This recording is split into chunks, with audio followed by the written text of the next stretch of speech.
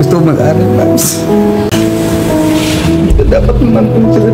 Grabe, ito, trending to ngayon mga best. I-share ko sa inyo ha. Ito yung sa Rapi Tulfo in action. So, ito yung tatay, tapos yung anak naman niya, yung tipong pinapaaral niya. Tapos, parang nagre-reklamo pa yung nanay na kulang pa daw yung 500 na allowance o yung binibigay niya sa anak niya. Kumbaga, minsan talaga may mga bata or may mga kabataan na yung mga estudyante na pakaramdam nila parang ang bilis-bilis pulutin ng pera. Hindi nila iniisip yung tatay nila naghihirap or nagpapakahirap para makuha yung perang yun para maibigay sa kanila.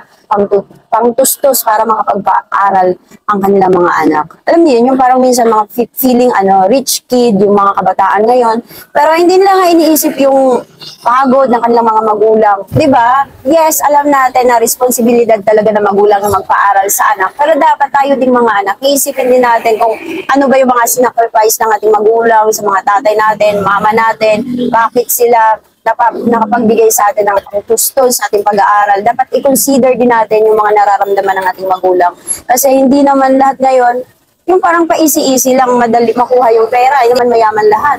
So, eto, lesson learned talaga ito sa mga kabataan na dapat pakiramdaman nyo din yung mga magulang nyo kung nahirapan na ba sila, okay lang ba sila, hindi yung hingi ka lang ng hingi ng pang-allowance, pang-bayad sa school.